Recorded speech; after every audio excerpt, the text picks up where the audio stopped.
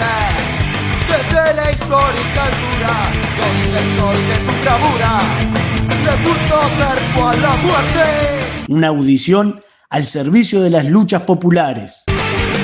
por el camino del enfrentamiento contra toda política antipopular y conciliadora, por la unidad para luchar por la revolución y el socialismo. Bienvenidos oyentes de Voces de Lucha. En este programa vamos a hacer referencia a la conmemoración de los 50 años del golpe de Estado de junio de 1973 y a la huelga general con la cual el movimiento obrero respondiera ante dicha situación. El golpe de Estado que se realiza en ese momento en el Uruguay forma parte de una cadena de golpes de Estado que se da en toda América Latina. Se puede señalar ese mismo año el golpe en Chile, unos años antes el golpe de Stroessner en Paraguay, en Argentina, luego de sucesivos golpes de Estado y dictaduras militares de mayor o menor duración. Finalmente en 1976 se instaura la dictadura que se extendiera hasta 1983. La dictadura de Banzer en Bolivia en el 71, Somoza en Nicaragua, el golpe en Brasil en el 64, y así podemos seguir señalando una serie de golpes de Estado que se dieron en lo que se enmarcó en toda una política de los Estados Unidos para América Latina, que se expresaba en la unificación de la acción represiva de los gobiernos de dictaduras militares abiertas en los diferentes países del continente, como respuesta ante el avance de las luchas populares, como respuesta ante el avance de movimientos armados, de experiencias guerrilleras por toda América Latina, de movimientos de masas de diferentes formas en América Latina, y como manera de blindar esta región, su patio trasero, ante el posible contagio de lo que fuera la Revolución Cubana, ante la extensión del ejemplo de la resistencia y la lucha del pueblo de Vietnam, en definitiva, en el contexto de lo que era la llamada Guerra Fría en la década de 60-70. Todo esto se expresaba en lo que se dio a llamar el Plan Cóndor en Sudamérica, y en Centroamérica se le llamó Operación Charlie, que, como decíamos, consistía en la elaboración de una estrategia a nivel continental de la instauración de gobiernos terroristas de Estado bajo el mando de militares formados en la Escuela de las Américas, que se instalara en Panamá, donde desde fines de la década del 40 se forman militares de los diferentes países de América Latina bajo la doctrina militar norteamericana. Ahí se forman militares como Galtieri, Argentina, Noriega, Contreras, Vladimiro Montesinos, todos tristemente famosos por la brutalidad de los regímenes que establecieron. Esta política, como decíamos, que se extiende a nivel continental, tiene como objetivo aplastar los movimientos populares por la violencia más abierta del aparato represivo del Estado, volcar las Fuerzas Armadas directamente para enfrentar como enemigo interno al propio pueblo, aplastar la organización sindical, campesina, social y sobre todo la organización política de las masas, con el fin de imponer hegemónicamente y salvaguardar la hegemonía total de la política norteamericana en la zona. Bueno, como decíamos, en nuestro país el golpe se da luego de un proceso donde la democracia burguesa va generando un proceso, va experimentando un proceso de deterioro que se extiende desde fines de la década del 60, donde el sector militar abiertamente va tomando cada vez más protagonismo, donde el gobierno de Pacheco recurre a una medida que ya gobiernos anteriores, ya desde fines de la década del 50, se venía aplicando, que son las medidas prontas de seguridad, estado de excepción donde se suspenden los derechos elementales como el derecho a reunión, etcétera, donde se ilegalizan sindicatos, se ilegalizan partidos políticos, se llevan adelante represiones brutales contra el pueblo. Todo esto antes de que se llevara adelante el golpe en sí, en un proceso donde la participación, como decíamos, del sector militar en la vida política abierta del país se va haciendo cada vez más abierta.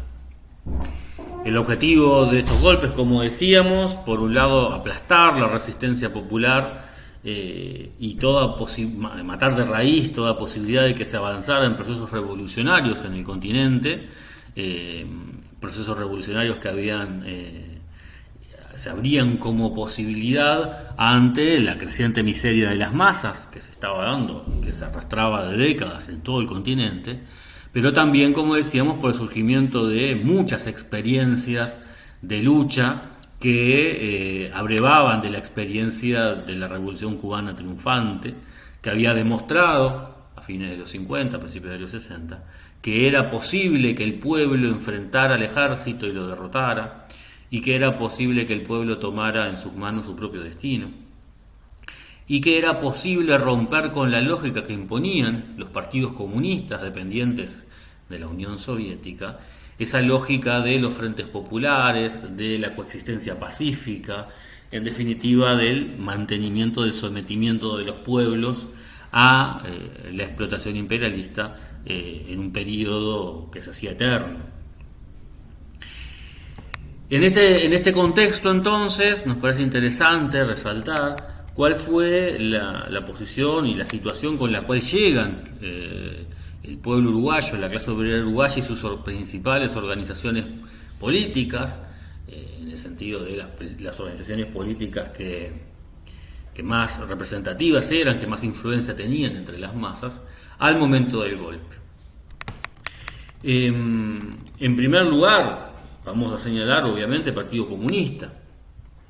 El Partido Comunista ejerció una influencia hegemónica en el movimiento popular en esa época, controlaba varios sindicatos de mucha importancia,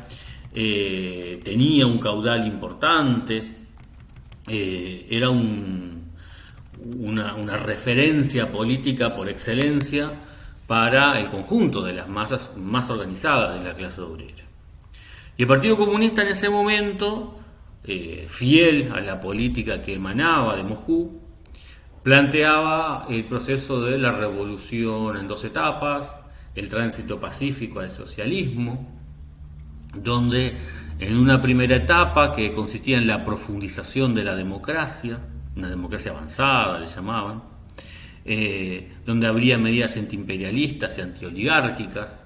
Se puso de moda en esa época hablar de la rosca, que era un grupito muy pequeño que supuestamente serían los burgueses antipatrióticos, que estarían aliados al imperialismo, para diferenciarlos de los burgueses con intereses patrióticos que eran posibles aliados, y es más, posibles dirigentes de este proceso de profundización democrática antiimperialista que se llevaría adelante en ese mundo inventado por parte de la dirigencia del PCU, que, por supuesto, lo planteaba para justificar la ejecución de la política, que, como decíamos, emanaba de Moscú, de la coexistencia pacífica con los Estados Unidos, que implicaba el respeto de las zonas de influencia, es decir, que resignaba la zona de América Latina como zona de influencia norteamericana, y no se planteaban los partidos comunistas el avanzar en procesos revolucionarios, sino que planteaban el mantenimiento de la situación que se daba en ese momento y la defensa irrestricta de la democracia burguesa que se planteaba como el máximo que se podía aspirar en esa época. Como señalábamos, para el Partido Comunista en ese momento era necesario generar un frente policlasista con la burguesía nacional, la burguesía patriótica, la burguesía que no estuviera en la rosca, según ellos, es decir, todos los burgueses menos aquellos que supuestamente estarían más vinculados con el imperialismo,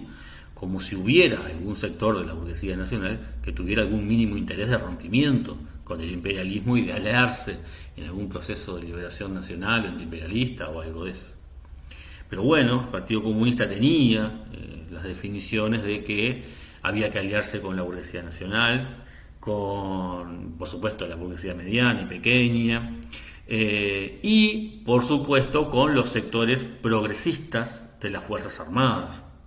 Era central en la estrategia del Partido Comunista el identificar un sector dentro de las Fuerzas Armadas, civilista, respetuoso de las leyes, que no iba a permitir que de ninguna manera se diera un golpe de Estado y que iba a garantizar el mantenimiento de la democracia burguesa, dentro de la cual, a partir del trabajo electoral, el Partido Comunista planteaba el avanzar hacia un proceso de cambios. Claramente, toda una serie de planteos que escondían, como decíamos, básicamente una política de conciliación de clases que a lo único que lleva es al sometimiento de la clase obrera a los intereses de la burguesía. Por supuesto, totalmente contrarios a los intereses no solo de la clase obrera, sino de todos los sectores explotados. Política en la cual, por supuesto, el Partido Comunista ha sido extremadamente consecuente hasta el día de hoy, donde cada vez más abiertamente fueron, ya ni hablar de cuando llegaron durante 15 años a ocupar el gobierno, junto con el resto del Frente Amplio, a ser absolutamente consecuentes en una política proimperialista, una política que responde a los intereses de la burguesía y totalmente contraria a los intereses populares. Esta era la situación del Partido Comunista que, como decíamos, era el sector político que más fuertemente influenciaba al movimiento obrero. Hay que tener en cuenta que, por ejemplo, en esa época, en la época previa al golpe, se dan una serie de luchas muy fuertes, incluso enfrentando las medidas prontas de seguridad del Pachecato, huelgas históricas de los frigoríficos, de los bancarios, de la fábrica TEM, de Alpargatas, de FUNSA, de ANCAP. En toda esa época que se está dando, que coincide con clausura de sindicatos, internación de dirigentes sindicales en cuarteles, escuadrones de la muerte, torturas, avasallamiento del poder legislativo por parte del Ejecutivo, toda esa situación que ameritaría una lucha de conjunto muy fuerte del movimiento obrero popular. El Partido Comunista sostuvo siempre la tesis de evitar los conflictos, la propagación de los conflictos, evitar las respuestas de conjunto, evitar, por ejemplo, la posibilidad de una huelga general, porque el planteo era cuidar que no se fueran a perder los derechos democráticos, es decir, no colaborar con una situación que pudiera hacer tambalear la institucionalidad democrática burguesa,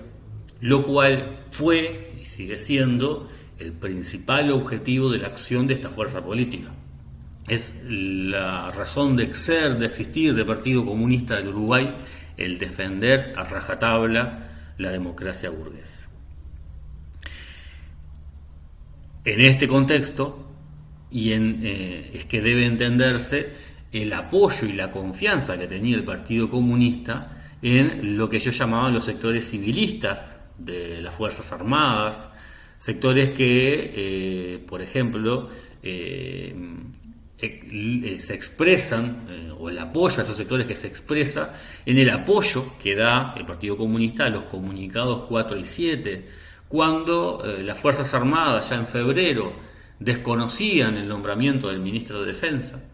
ya prácticamente se estaba avanzando hacia la toma del poder del gobierno por parte de las Fuerzas Armadas, al desconocer abiertamente al gobierno civil, con el nombramiento nada menos que de un ministro, con comunicados oportunistas que sacan las Fuerzas Armadas, demagógicos, donde el planteo de denunciar la corrupción inherente al Estado burgués, por supuesto, de los partidos políticos y la situación de crisis económica y social que se vivía, las Fuerzas Armadas utilizan estos comunicados para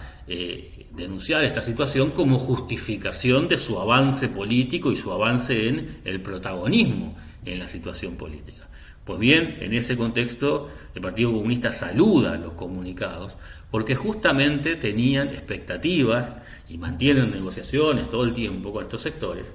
que plantean la posibilidad de la existencia de un sector en las Fuerzas Armadas que no iba a dar un golpe militar y que iba a garantizar el mantenimiento de la institucionalidad burguesa.